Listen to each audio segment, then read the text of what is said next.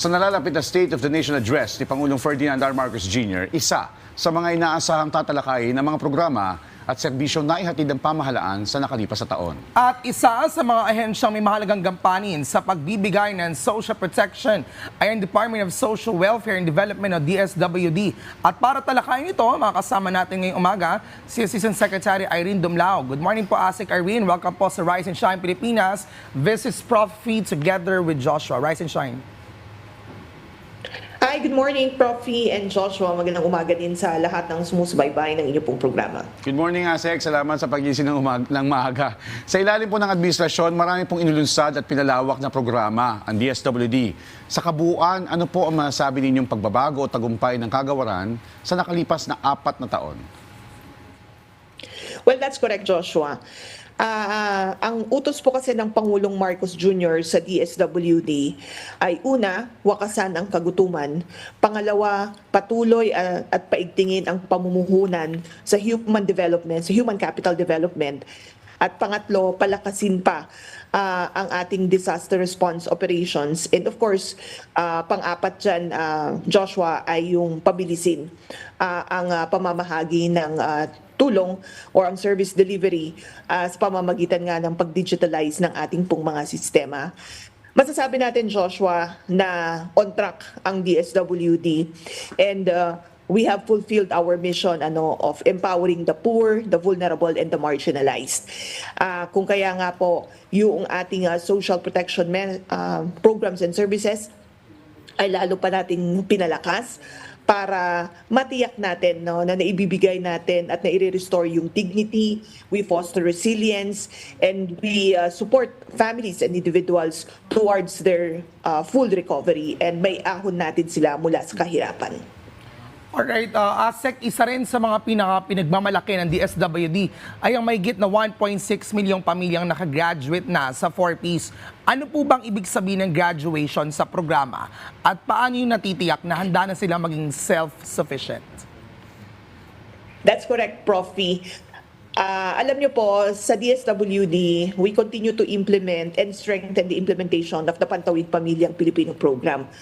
Yung 4Ps po kasi, namumuhunan tayo sa edukasyon at sa kalusugan ng mga mahirap nating mga kababayan.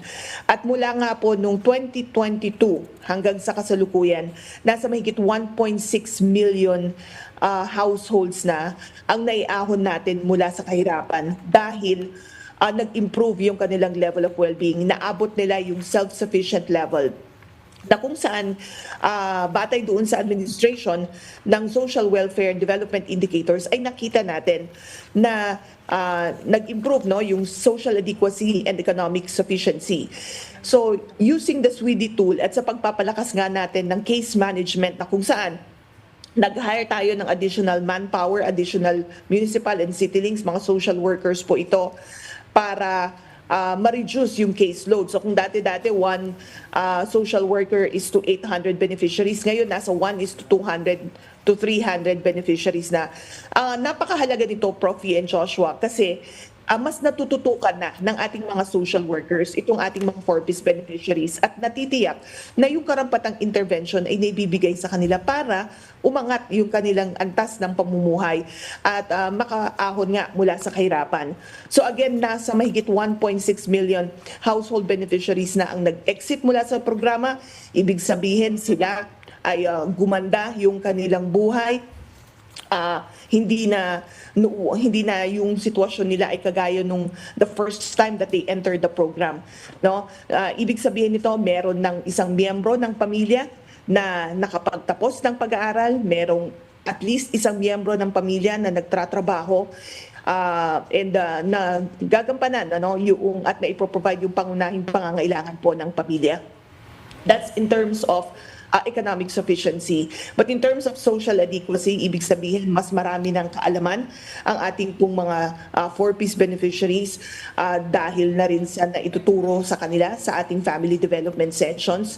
So mas empowered na rin sila at alam na rin nila yung kanila pong mga karapatan and they are also active na in community activities. So yun ang ibig sabihin, Prof, ng graduate na sila o nakapag-exit na sa programa. But I'd just like to point out na kapag nag-exit na, halimbawa nakita na level 3 na sila, hindi nangangahulugan na papapayaan na po sila ng ating pamahalaan. Kaya nga po sa 4Ps, meron tayong tinatawag na Pugay Tagumpay. Yung Pugay Tagumpay ay tino-turn over natin yung mga graduating or exiting 4Ps beneficiaries sa kanila pong mga local government unit. Nang sa gayon, mabantayan sila, mamonitor sila, at matiyak na nasusustain yung pong improvement in their level of well-being. Kasi syempre, meron na silang mga livelihood activities, meron din silang trabaho, and other support services. Dapat yan natitiyak na nagpapatuloy so that in any case na magkaroon ng disasters o mga emergencies, ay hindi po sila basta-basta bumalik sa kahirapan. Yeah. In addition to that, ASEC, patuloy din pong pinalalakas ng DSWD ang AIX, Sustainable Livelihood Program, gaya po ng inyo nabanggit, at Parabasa at Pag-abot Program. Paano po ninyo binabalanse ang agarang pagbibigay ng ayuda at ang pangmatagalang layunin na maging self-reliant yung ating mga benepisyaryo? Yes, Joshua. Of course, nandiyan din yung assistance to individuals in crisis situation, gaya nga ng nabanggit mo, and other developmental programs of the department. Kasi po ang DSWD, may first name at may last name. Meron po kami, ang first name po namin ay social welfare, and our last name is development. So under social welfare, dyan pumapasok yung ating mga social safety nets, kagaya nga ng AIX. Kasi mahalaga na meron tayong mga social safety nets kasi kapag may mga economic shocks, kapag may mga energy emergency, kapag may mga disasters, kinakailangan ng immediate relief. And kinakailangan din na ma-caution yung impact ng mga crisis situations nang sa gayon hindi po maging adverse yung effect ng shocks dun sa mga pamilya o dun sa mga individual. And likewise, to ensure na mapabilis yung kanila nga pong recovery from such situation.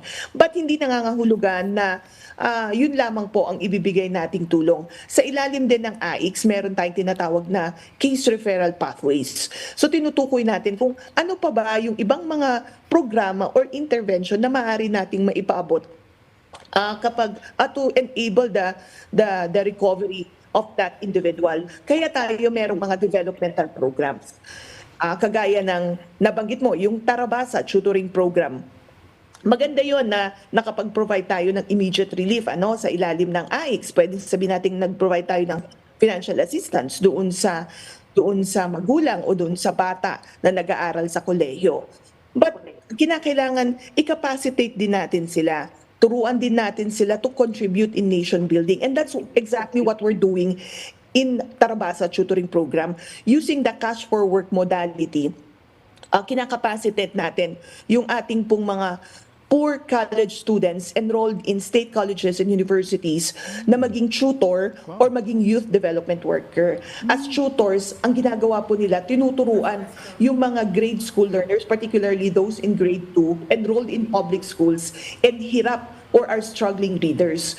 So, may period that they do the tutoring services. And then as youth development workers naman, ang ginagawa nila ay tinuturuan naman yung mga magulang or guardians nitong mga bata. Nang sa gayon, matuto sila maging unang guro sa kanila pong mga tahanan. So, again, using the cash for work modality, nakaka-earn ng temporary income itong ating mga college students. So because of the tutoring services and youth development services, hindi lamang sila nakaka-contribute in nation building, but they earn also temporary income in doing so para meron din silang pangtustos doon sa kanilang mga pangangailangan sa pag-aaral. And in that way, ay ma-reduce natin yung incidence ng attrition o yung dropouts, I mean to say.